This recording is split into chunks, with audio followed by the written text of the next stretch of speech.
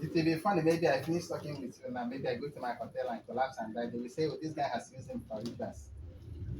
But that may not be true. Maybe I have some complications. So, as a practitioner, you must behave it to treat others.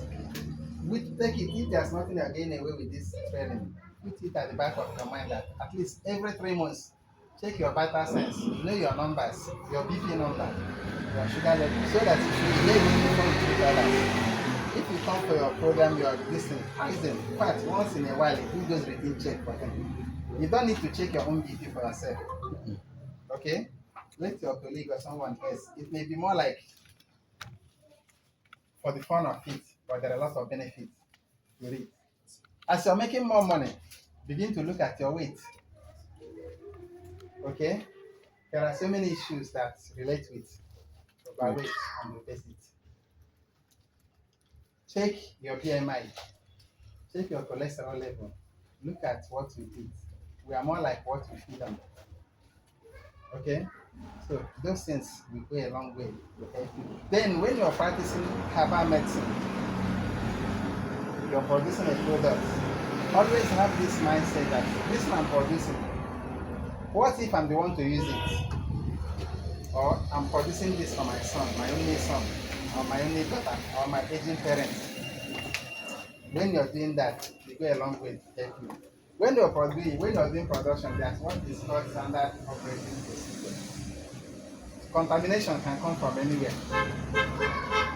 Herbal medicine production is just summarized from farm to pharmacy. All the activities of the things that have been done. If you look at this thing, I don't know where it's being harvested. But if you see the one you harvest from this place and the one you harvest from the back of this place, the level of contaminants will be different. True. This one by the roadside, as this organ is going, the guy is going, the smoke, all those things, they are settling by their side. That is contaminants. The one at the back, or the one you plant in the not exposed to that.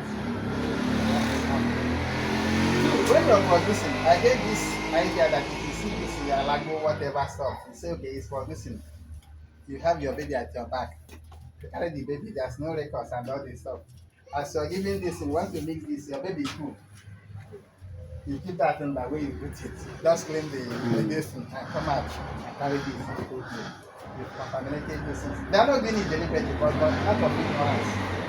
So when you are doing production, you must maintain high degree of cleanliness.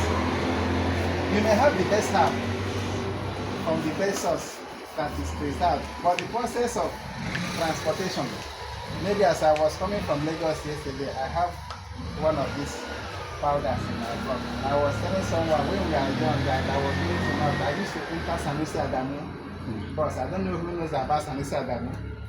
But if you enter that bus, the bed bug It's like a in boss. that, no, now just give you an instance. Yeah. There, just like now, even if you look at it, if you see all those trailers, you have a cause or reason to make wavy to the north. If you see the trailers and the way they pack those things, it's different thing altogether. So, transportation, the storage, the environment matters. If you see this olive oil, for instance, if you put this olive oil here before we come back, that the sun is touching it, yes, you see the bottle well perforated and the breathing they're starting this, but because you expose it to the same temperature, you're not getting any olive oil at the end of the day. Okay? So those things matters. But for extemporaneous preparation, gradually from one state to another, from one state to another, you move. Maintain high degree of cleanliness.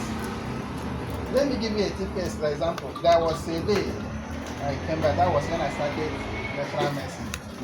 I had an order for diabetic drug, and what I was using is this that's osun. They call it osun in Benin, right? The seed. Okay, there was a time one lecturer made a video clip about that, man. It's just going all over. Everybody was just so. Now I wanted to cut that, and I was the only one. I came back in the evening. As I was cutting that, and cut my hand. The sharp knife. If I don't have first aid equipment in my bag, I might not take the okay? I have to do all that I can do to stop it. So whatever you're practicing, you must be safety conscious. You have gas. You have this one. You want to do this. You must be conscious. If there's nothing you can get in your place, look for fire extinguisher, no matter how small it is.